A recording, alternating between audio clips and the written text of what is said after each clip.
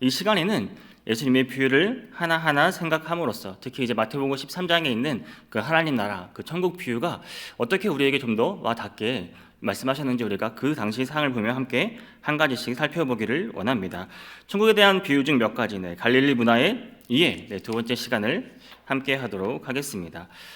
먼저 씨 뿌리는 비유를 보도록 하겠습니다. 마태복음 13장 1절에서 9절까지 말씀인데요. 제가 한번 본문을 먼저 빠르게 읽어보도록 하겠습니다. 그날 예수께서 집에서 나가사 바닷가에 앉으심에 큰 무리가 그에게로 모여들거늘 예수께서 배에 올라가 앉으시고 온 무리를 해변에 서 있던 예수께서 비유로 여러 가지를 그들에게 말씀하여 이르시되 씨 뿌리는 자가 뿌리러 나가서 뿌리새 더러는 길가에 떨어짐에 새들이 와서 먹어버렸고 더러는 흙이 얕은 돌밭에 떨어짐에 흙이 깊지 아니하므로 곧 싹이 나오나 해가 돋은 후에 타서 뿌리가 없으므로 말랐고 더러는 가시떨기 위에 떨어짐에 가시가 자라서 기운을 막았고 더러는 좋은 땅에 떨어짐에 어떤 것은 100배 어떤 것은 60배 어떤 것은 30배의 결실을 하였느니라. 귀 있는 자는 들으라 하시니라. 아멘. 여러분, 이 씨 뿌리는 비유를 이해하려면 우리가 당시 유대 농사 방식을 이해할 필요가 있습니다. 이게 와 닿습니까? 씨를 뿌렸는데 가시 떨기에 떨어지기도 하고 돌밭에 떨어지기도 하고 왜 이렇게 떨어지게 되는 것일까요? 당시 팔레스타인 땅은 일단 건기와 우기로 나뉩니다. 그래서 4월에서 9월까지는 비가 오지 않는 건기입니다. 우리는 9월 말 혹은 10월 초부터 시작되는데 이때 바로 이제 이스라엘 유대 땅에는 이른비라고 합니다. 이때 내리는 비가 이른비라고 말하고 있습니다. 우리나라에서 이른비 하면은 봄비가 되지만 이스라엘에서는 가을에 이른비가 내립니다. 그렇다면 늦은 비는 당연히 우리가 아는 그 봄비가 되겠지요. 신명기 11장 14절과 요에서 2장 23절에 보면 이 이른비, 늦은 비에 대한 말이 나옵니다. 이른비는 이제 8월 말에 오는 비입니다. 우리가 생각하는 봄비가 성경에서는 늦은 비라고 생각하시면 됩니다. 그러니까 여름 내내 가물었다가 이제 가을로 접어들면서 비가 내리기 시작하는데 이때 농부들이 이제 밀과 보리 씨앗을 뿌립니다. 그동안 비가 오지 않아 땅이 메말랐겠죠.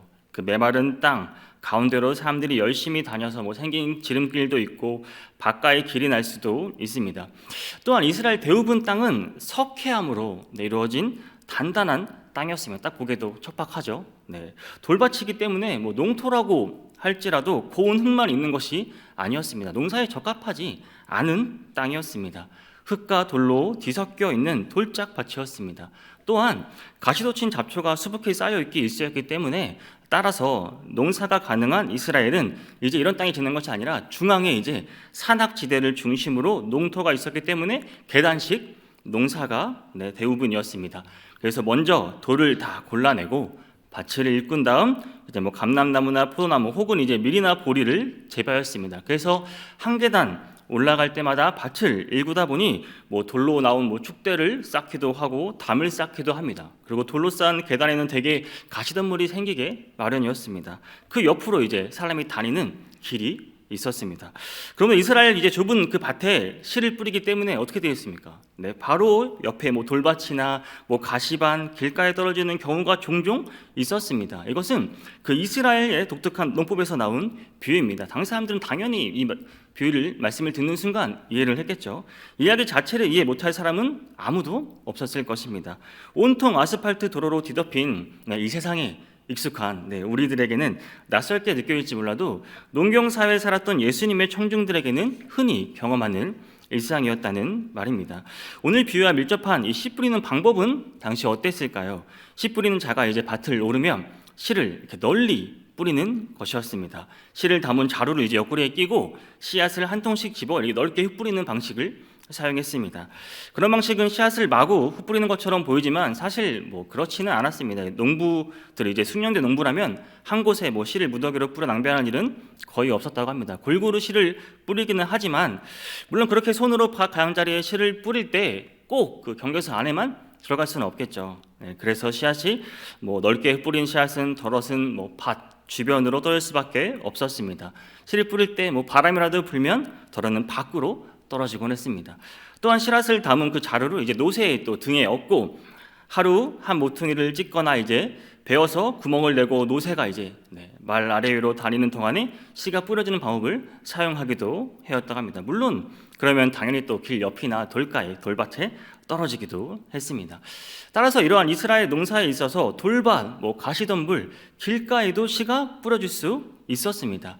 그리고 그 밭들은 그리 비옥한 땅이 아니었기 때문에 이스라엘 사람들에게 농사와 또 하나님과의 관계가 매우 밀접했습니다. 그들에겐 비가 필요했기 때문입니다.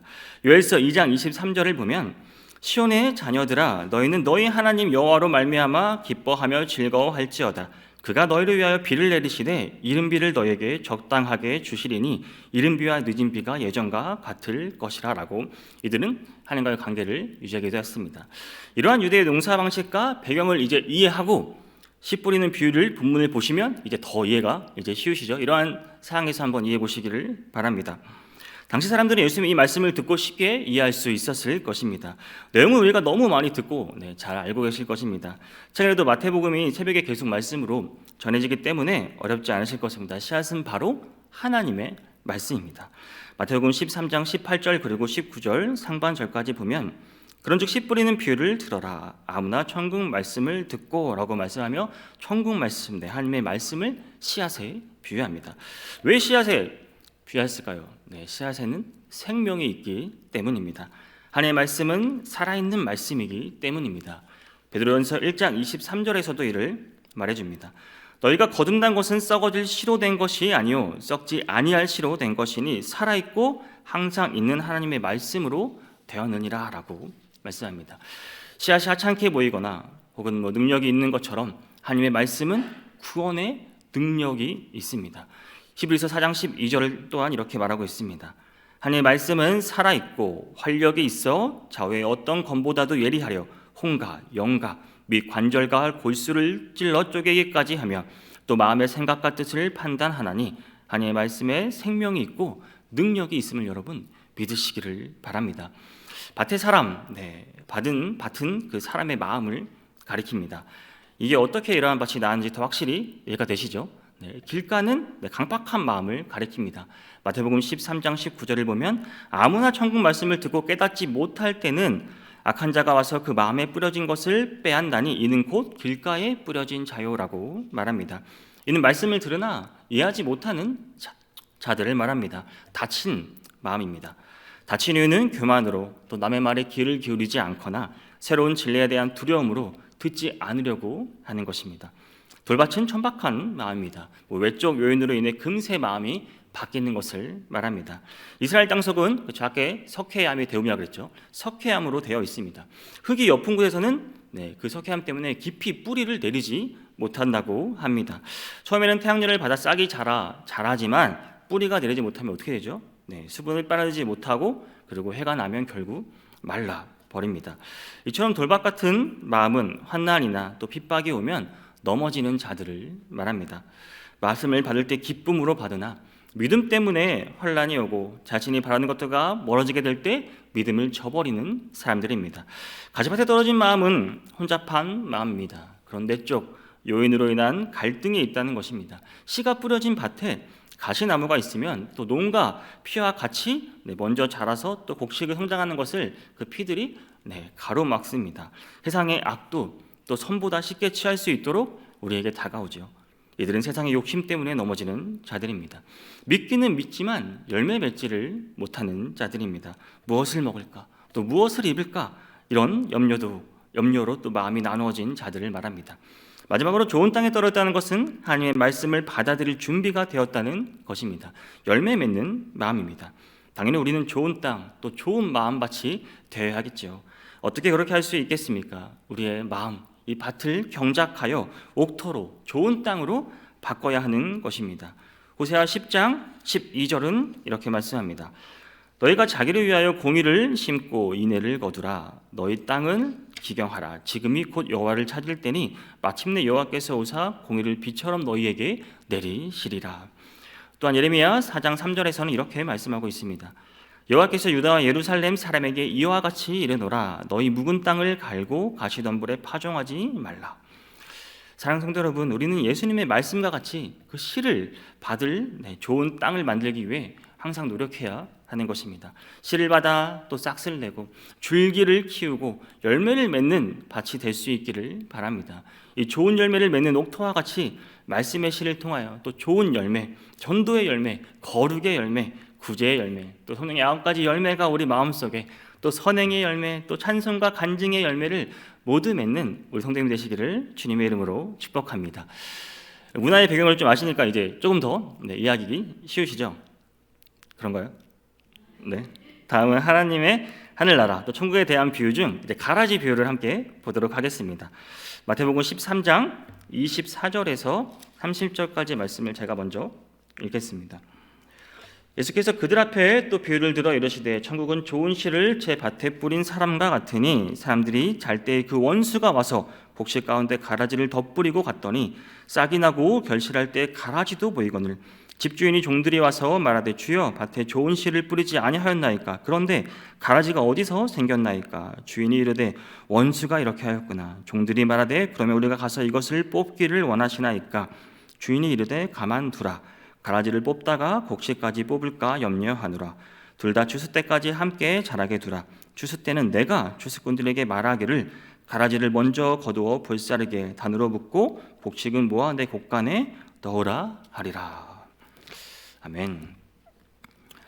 이스라엘 농부들은 이제 11월 중순에서 1월 중순 사이에 밀을 뿌립니다. 왜 그럴까요? 조금 전에도 설명드렸다시피 그 사이에 비가 오기 때문입니다. 이 비가 오는 때에 이제 밀을 뿌리는 것입니다. 그리고 3월 중순부터 4월 중 이제 이것을 추수하게 되는 것입니다. 파종한 그 초기에 근데 밀과 함께 자라는 이제 가라지는 모양이 거의 차이가 없습니다. 하지만 이제 다른 것은 끝에 추수 때가 되면 열매가 없다는 것입니다. 그리고 이 고대에는 누군가 이제 원수된 사람이 있으면 이 밤 사이에 몰래 상대방의 밭으로 잠입해서 가라지를 덧뿌리는 경우가 종종 있었다고 합니다. 그렇죠? 본문과 같죠? 원수에게 이제 골탕을 먹이기 위해서 말입니다. 근데 뭐 꼭 원수가 아니라고 할지라도 이제 이 농부가 수확을 많이 올리는 분홍일 교회에 이제 그 시세 많은 마음이 생기니까 또 그렇게 가서 가라지를 뿌리곤 했다고 합니다. 근데 중요한 것은 이 농부와 기대와는 달리 밀과 가라지가 함께 자랄 수밖에 없는 현실이 되었다는 것입니다. 예수님은 이를 통하여 하늘나라 이 천국의 비유를 전하고 계십니다. 여기서 우리는 씨 뿌리는 비유와 구별해야 할 점이 있습니다. 씨 뿌리는 비유에서는 씨가 복음, 하나님의 말씀을 가리키지만 이 가라지 비유에서는 그것을 천국의 아들들을 의미한다고 합니다. 가라지는 또한 악한 자의 아들들이라고 말하고 있습니다. 여러분 알곡이 뭐죠? 알곡은 좋은 씨앗을 말하죠. 이 알곡 안에는 우리 인간에게 필요한 자양분이 있고요. 또 그 때문에 사람들은 알곡을 거두어 각종 음식을 만들어 먹고 살아가고 있습니다. 근데 가라지는 무엇일까요? 그러니까 가라지는 원래 이제 독보리라고 합니다. 그러니까 그 벽과의 하늘살이 풀인데 이 보리와 비슷하나 그 열매에 독을 내는 이제 그 성분이 들어 있어서 이제 독보리라고 말한다고 합니다. 특히 이제 좀 시험이 있는 독보리는 그 독이 있어서 이것을 잘못하여 먹게 되면 이제 구토와 현기증을 하게 되고 심지어 생명을 잃는 경우도 있다고 합니다. 그뿐만 아니라 이 가라지는 자생력이 강해서 이제 뿌리가 사방으로 뻗게 되어 곡식의 뿌리까지 다 감싸게 됩니다. 그러니까 더 많은 곡식의 피해를 주게 되겠지요. 근데 재미있는 사실은 이 독보리에 해당되는 이 아람어가 준인인데 이 준인의 뜻이 간음을 범하다라는 동사에서 나왔다고 합니다. 주나하에서 이랬다고 합니다. 좀 재미있는 사실이죠. 어쨌든 가라지는 실제로 처음에는 잘 구별이 안 돼요. 여러분 저거 구별할 수 있겠습니까? 저기 이제 가라지 맨 왼쪽에 가라지, 가운데가 보리, 그리고 맨 끝이 오른쪽에 밀인데 겉으로 보기에는 구별하기가 쉽지 않습니다. 자란 후에야 구별이 됩니다. 그런데 초보자들은 이제 이 피와 별을 가려내는 일은 물론 쉽지 않고요. 그 겉모습이 너무도 흡사하기 때문입니다. 밀과 가라지가 함께 뿌려져 자라나고 있지만 싹이 날 때까지는 알 수가 없습니다. 가지가 감쪽같이 자기 모습을 숨기고 있기 때문입니다. 다른 점은 이제 다 자란 후에 열매가 없는 특징이 있습니다. 실제로 밀보다도 훨씬 잘 자라면 뿌리도 더 많이 내리는 소양이 있다고 합니다. 그래서 가라지를 제거하려면 알곡을 다치지 않고는 불가능한 것입니다. 그래서 예수님께서 이제 왜 가라지를 가만 들어가셨는지 아시겠죠? 네, 가라지를 빼다가 알곡을 다칠 수밖에 없습니다. 이거를 알곡만 빼고 가라지를 도려내는 건 쉽지 않기 때문입니다. 예수님의 말씀은 이 가라지에 관심이 있으십니다. 가라지와 함께 자람에 대해 예수님이 설명하고 계시는 것입니다. 여러분, 세상도 그렇지만 이 교회도 마찬가지입니다. 교회에도 가라지가 있다는 사실입니다. 예수님께서 비유에서 가라지를 뽑지 말라고 하신 이유가 있습니다. 알곡과 가라지를 구별하는데 우리 인간은 한계가 있기 때문입니다. 우리가 겉으로 보기에는 구별할 수 없습니다. 우리 인간의 한계가 있습니다. 알곡이 다칠 수 있기 때문입니다. 알곡과 가라지는 결국 마지막에 자신의 존재를 드러낼 것입니다. 알곡은 열매가 있지만 가라지는 아무리 무성해도 열매가 없습니다. 이러한 가라지가 교회 안에도 있다는 것입니다. 교회에서도 알곡과 가라지가 함께 자랍니다. 교회 공동체 안에는 분명히 가라지가 함께 하고 있습니다. 어떤 사람들은 신앙생활을 하다가 사람을 보고 실망하는 사람들이 있습니다. 그리고 교회를 떠나면서 하는 말이 에이, 뭐 교회를 다니는 사람들도 다 똑같더라, 이런 말을 합니다. 그 말이 매우 정당하게 보이지만 예수님의 제자 중에서도 가룟 유다 같은 그런 스승을 팔아먹는 자가 있었습니다. 예수님이 실패하신 걸까요? 아닙니다. 예수님은 끝까지 그가 바른 길로 가기 위해 노력하신 것입니다. 비록 그 가는 길을 아셨지만 예수님 포기하지 않으셨다는 것입니다. 예수님께서 말씀하시지 않으셨습니까? 누가복음 5장 32절을 보면 내가 의인을 부르러 온 것이 아니요 죄인을 불러 회개시키러 왔노라라고 말씀하셨습니다. 성도 여러분, 우리의 가장 중요한 책임은 가라지를 뽑는 것이 아닙니다. 우리는 종종 교회 공동체 안에서 가라지와 같은 사람을 볼 때가 있습니다. 그럼 이제 이때 우리는 어떻게 해야 할까요? 주님은 가만두어라 라고 말씀하셨습니다. 하나님은 가인과 아벨을 함께 자라게 하셨고요, 이스마엘과 이삭과 함께 자라게 하셨습니다. 가라지를 통해 믿는 자들은 믿음을 더욱 단련하고 신앙을 더 한층 성숙일 수 있다 하신다는 것입니다. 그래서 우리가 깨어 있어야 하는 것입니다. 마귀는 우리가 잠든 사이에 와서 가라지를 뿌려놓습니다. 마치 원수를 괴롭히는 것처럼 가라지를 뿌려놓기 때문입니다. 근데 우리는 심판의 때까지 기다려야 합니다. 마지막에 대해 알 수 있기 때문입니다. 예수님의 말씀은 우리가 심판하는 것이 아니라 마지막 날에 주님이 친히 하실 것이라고 말씀하십니다. 심판은 우리의 권한이 아닙니다. 마지막 날에 의인은 해와 같이 빛날 것입니다. 주의 날에 악인은 지옥의 뜨거운 불로 들어가고 의인은 해와 같이 빛날 것입니다. 우리는 세상의 악함을 바라보고 탄식하기보다는 이 알곡이 되게 힘써야 하는 것입니다. 잎이 무성한 무화과 나무와 같이 열매가 없는 가라지는 결국 묶여져 불에 던져집니다. 알곡으로 주님 앞에 서는 모든 성도이 되시기를 주님의 이름으로 축복합니다.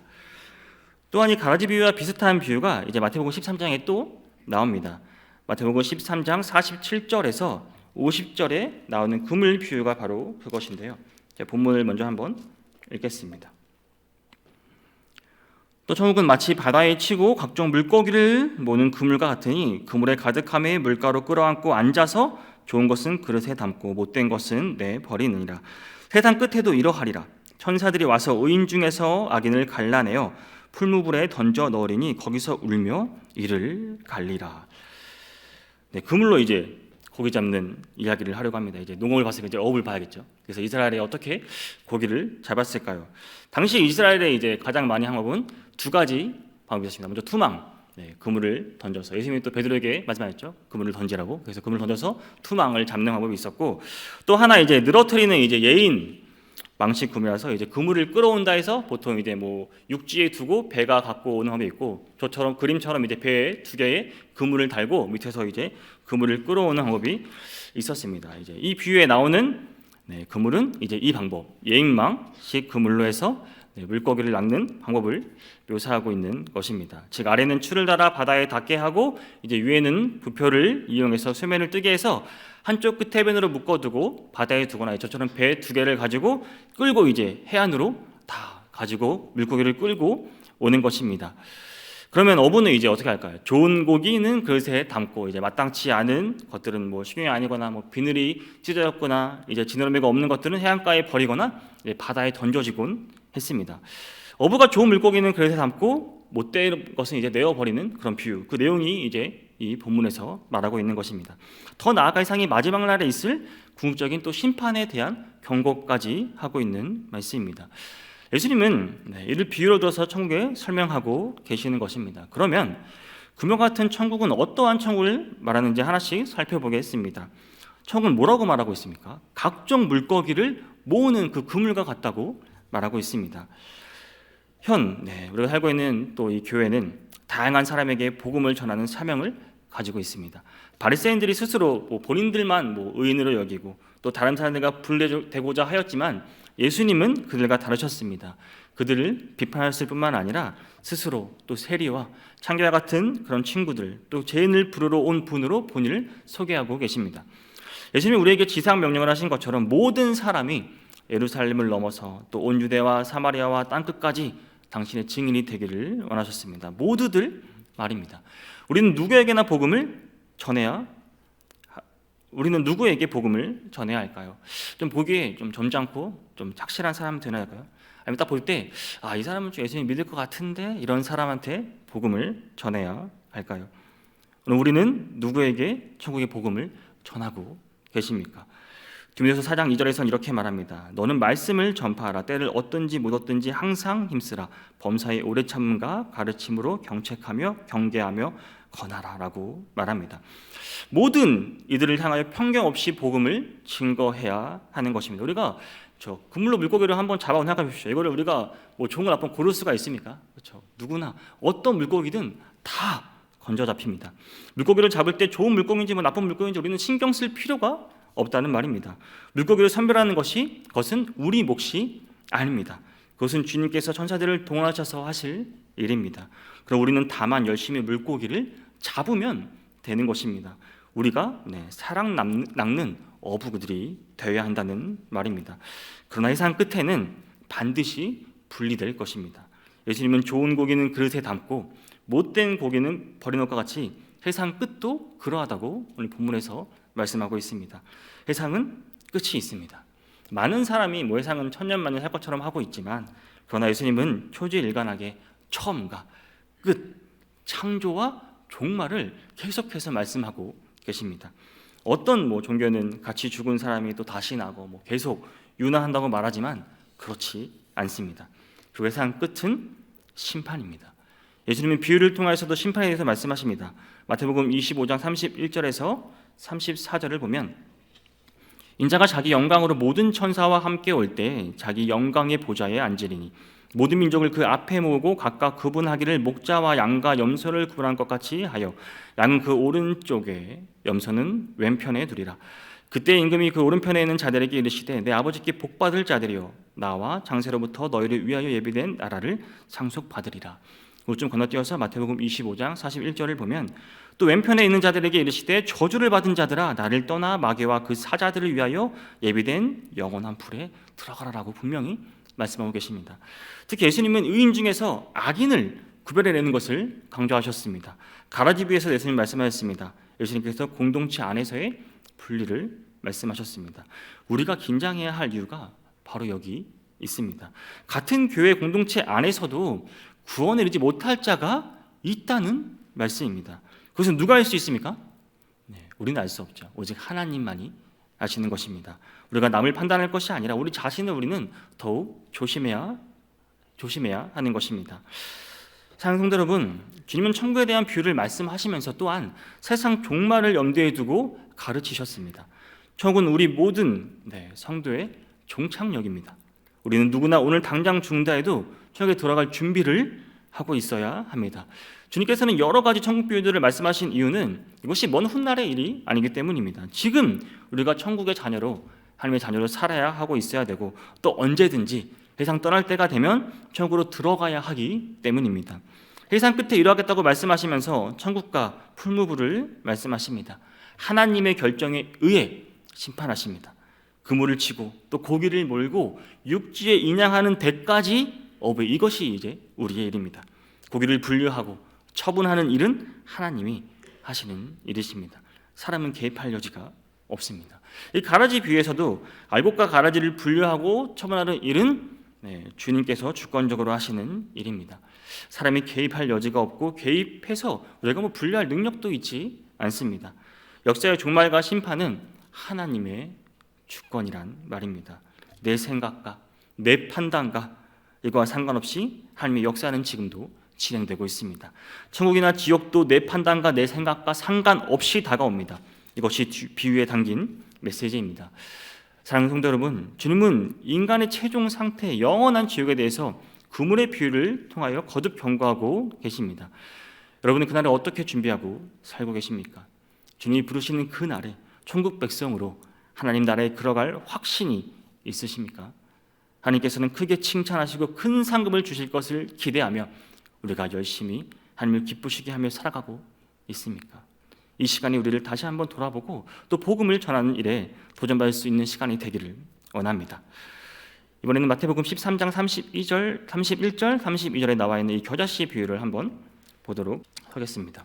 또 비유를 들어 이르시되 천국은 마치 사람이 자기 밭에 갖다 심은 겨자씨 한 알 같으니 이는 모든 씨보다 작은 것이로되 자란 후에는 풀보다 커서 나무가 되매 공중의 새들이 와서 그 가지에 깃들 이느리라 라고 말하고 있습니다. 당시 겨자씨는 유대인들에게 무엇을 의미했을까요? 밭에다 심어진 이 겨자씨.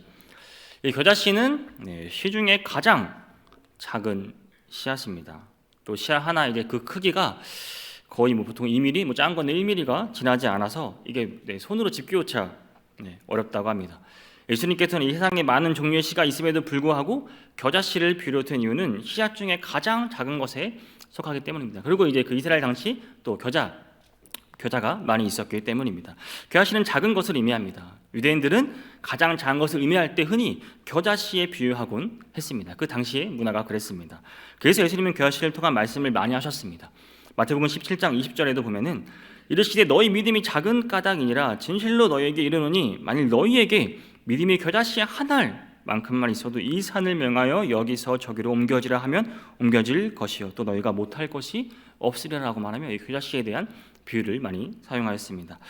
우리나라 사람들은 이제 바깥에 그늘로 되고 짜투리 땅을 활용해서 이제 감나무나 밤나무 또 대추나무를 보통 심죠. 근데 유대인들은 겨자를 심었습니다. 이것이 자라면 이제 한 3m, 6m 정도, 3.6m 정도까지 자란다고 합니다. 근데 여러분, 겨자는 풀일까요? 겨자는 나무인가요? 성경에서 나무라고 나오고 풀이라고 나오기도 하고 풀일까요? 나무인가요? 지금 풀처럼 보이세요? 나무처럼 보이세요? 풀. 사실 겨자는 풀입니다. 풀. 겨자는 풀이라고 합니다. 제가 좀 찾아봤는데 겨자는 이제 보통 1년생, 2년생 자라는 저런 풀이 자라고 사람 키보다 좀 더 높게 한 3m, 3.6m로 이제 겨자씨들이 맨 오른쪽 그림이 이제 이것을 모이면 이제 풀이 모여서 겨자 풀이 이제 숲을 이루기도 한다고 합니다. 흔히 이제 씨 뿌리는 모습을 보면서 이제 씨 뿌리는 비유를 말씀하시고 또 씨에 대하여 말씀하시면서 알곡과 가라지 비유를 말씀하시고 이제는 바깥에 심겨 있는 그런 겨자 나무에 대하여 말씀하시면서 천국을 가르쳐주고 계신 것입니다. 흔히 이제 이스라엘 백성들이 보고 그들이 생활하는 것들을 통해서 예수님께서는 계속 그들이 이해할 수 있도록 천국에 대한 말씀을 하고 계신 것입니다. 유대인들은 가장 작은 것을 말할 때 겨자씨에 비유한다고 말을 했죠. 예수님은 세상에 임한 천국도 그 아주 작게 시작되었다는 것을 보여주려고 겨자씨를 비유로 들은 것입니다. 그 하나님의 통치가 실현되는 곳이 천국이라고 할 때 주님께서 이 땅에 오셨을 때 그 사람의 몸을 입고 오셨을 때 그 소용씨는 천국에 임하는 것을 선포하고 있습니다. 지상에 하나님의 나라가 시작되었다는 것입니다. 그리고 그 시작은 유대 땅, 그 시골 베들레헴 마국간의 구유에서 시작되었습니다. 참으로 보잘것없는 시작이었습니다. 미가서 5장 2절은 이렇게 말씀합니다. 베들레헴 에브라다야 너는 유다 족속 중에 작을지라도 이스라엘을 다스릴 자가 내게로 나올 것이라 그의 근본은 상고의 영원에 있나니라. 겨자씨 1mm, 그렇죠? 2mm만한 이 겨자씨가 성장하면 3m 이상 자라납니다. 척박한 땅에서 아까 보였죠? 그 석회암 그 땅에서는 제법 큰 나무에 속합니다. 크기가 너무 작아서 손으로 집기조차 어렵다고 하는 이 겨자씨가 성장하여서 새에게 쉼터를 제공하죠. 오늘 보면 새들이 깃들다고 말하고 있죠. 새에게 쉼터를 제공하고 또 아이들의 놀이터가 되어집니다. 심지어 사람이 올라갈 수 있는 정도로 성장하기도 합니다. 예수님의 사역도 미약하게 그 갈릴리 바다에서 시작하였지만 유대에 이르고 또 사마리아하고 이방 온 땅 끝까지 예수님의 사역이 퍼지고 있습니다. 지금도 퍼지고 있습니다. 또한 그 제자들과 믿음의 사람들을 통하여 전 세계에 이르게 되었습니다. 욥기 8장 7절 말씀은 내 시작은 미약하였으나 내 나중은 심히 창대하리라라고 말씀하십니다. 겨자씨 나무가 자라 나무가 되고 또 그 풀들이 겨자씨 그 풀들이 공중의 새들이 와서 그 가지에 깃들인다고 본문은 말하고 있습니다. 실제로 이제 유대에 가면 새들이 깃들인 그 겨자를 종종 볼 수 있습니다. 그 이유는 이제 겨자의 그 씨를 먹기 위해서 많은 새들이 와서 그 겨자 씨를 먹는다고 합니다. 그렇죠? 말씀대로죠. 그렇죠? 우리는 이 비유를 통해 하나님의 나라가 또 확장되고 하나님의 통치가 실현되는 데 있어서 최선을 다해야 하는 교훈을 얻을 수 있습니다. 예수님은 겨자씨 같이 작은 것이 이 큰 겨자 풀을 이루는 것 같이 천국은 미약하게 시작되어서 전 세계 모든 민족에게 임할 것을 말씀하셨습니다. 따라서 복음은 바울과 같은 사도들을 통하여 또 예수님 탄생 100년도 되지 않아서 서아시아와 유럽 또 아프리카 노마에 이르러 세계를 복음화하기 시작했습니다. 우리나라에도 이르렀습니다. 지금도 세계의 복음이 증거되고 있습니다. 오늘날 우리 교회가 날마다 복음을 전하며 또 믿지 않는 자들이 또 믿음을 얻고 깃들이는 곳이 되어야 하는 것입니다. 예수님께서 하신 명령입니다. 마태복음 28장 19절 20절을 보면 그러므로 너희는 가서 모든 민족을 제자로 삼아 아버지와 아들과 성령의 이름으로 침례를 베풀고 내가 너희에게 분부한 모든 것을 가르쳐 지키게 하라. 볼지어라 세상 끝날까지 너희와 항상 함께 있으리라 하시리라. 또한 사도행전 1장 8절을 보면 오직 성령이 너희에게 임하시면 너희가 권능을 받고 예루살렘과 유대와 사마리아와 땅끝까지 이르러 내 증인이 되리라 하시니라. 우리의 믿음이 널리 퍼지기를 소망합니다. 여러분, 믿음이 무엇입니까? 믿음은 이 겨자씨 하나를 보며 그 새소리를 듣는 것입니다. 겨자씨를 보며 그 새소리가 깃드는 그 모습을 상상하는 것이 믿음입니다.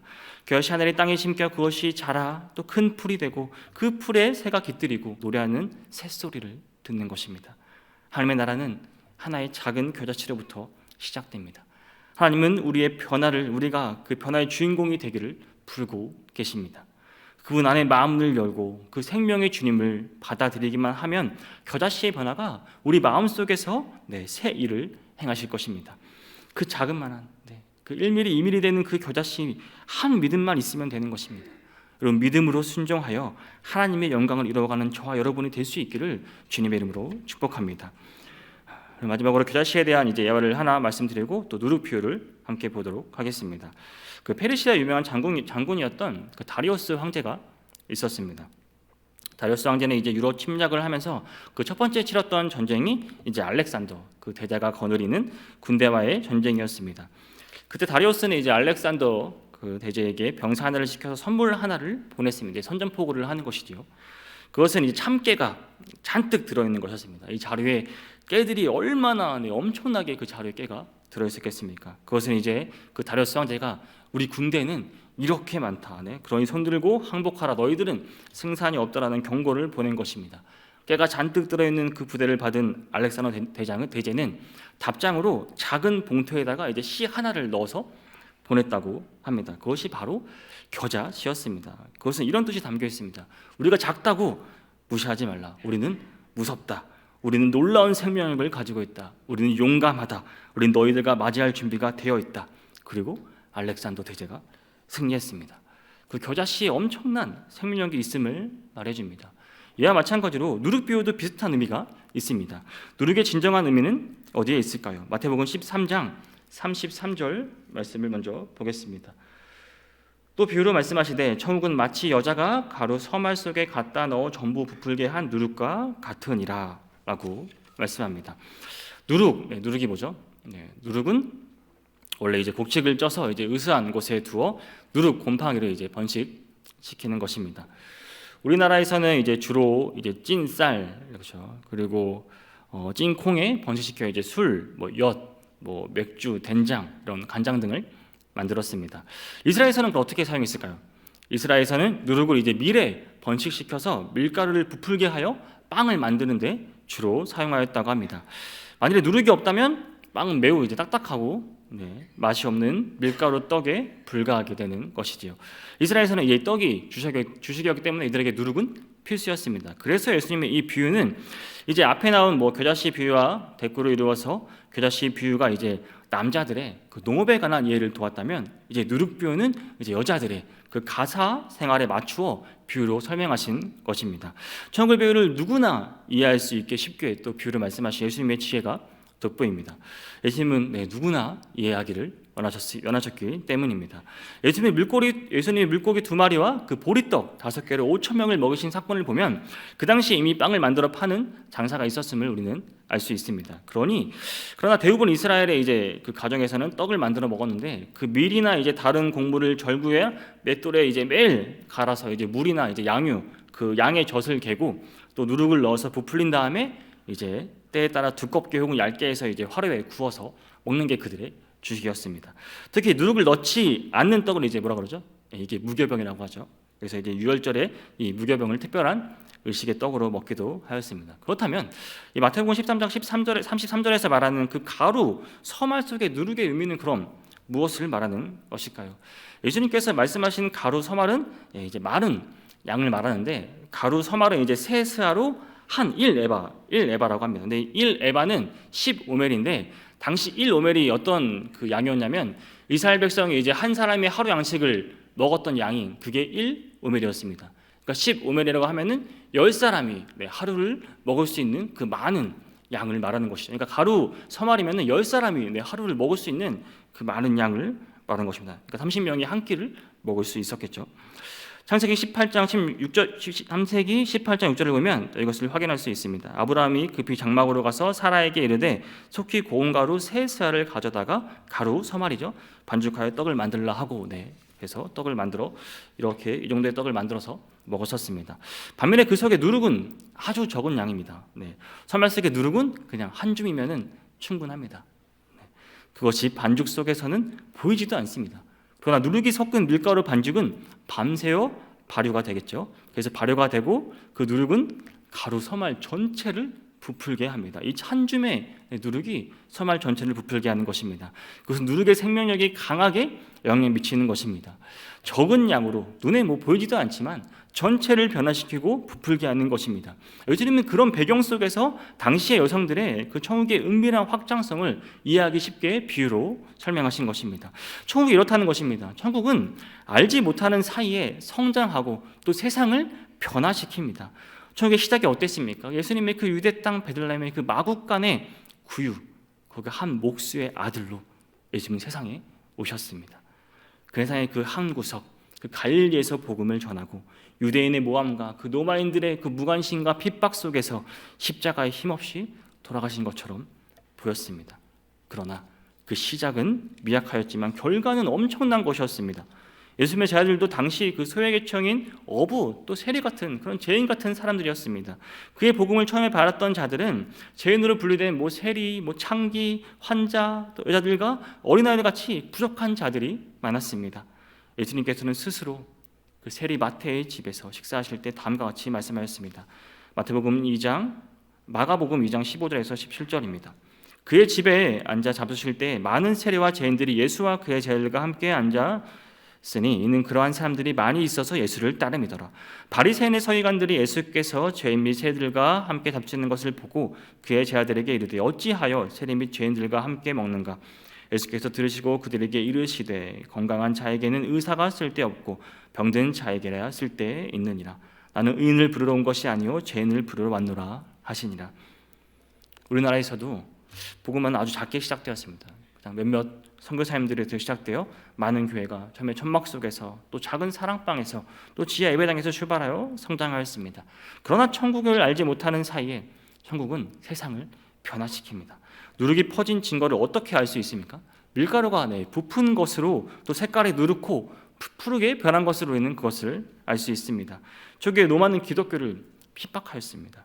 로마의 극악한 황제의 인내에 의해서 믿는 자들은 십자가에 못 박히기도 하고 사자에게 먹히기도 하고 화형을 당하기도 했습니다. 무수한 박해와 핍박을 받으며 재산을 다 몰수당하기도 하고 심지어 일평생 박해를 피해 어두운 그 지하 공동묘지인 케타콤에서 평생을 사는 고난을 겪기도 했습니다. 네로 황제가 로마의 시내에 화재를 저지르고 기독교인들에게 그걸 다 뒤집어 쓰이기도 했습니다. 전염병이 돌면 기독교인들이 전염병에 퍼뜨렸다는 모함을 받기도 하고 그들을 죽이기도 했습니다. 그러나 기독교는 313년 콘스탄틴 황제에 의해 공인되었고 393년 데오도시우스 황제에 의해 국교가 되었습니다. 예수님이 세상을 나신 지 400년이 못 되어서 당시의 세상 전부라고 할 수 있는 로마 제국을 복음화한 것입니다.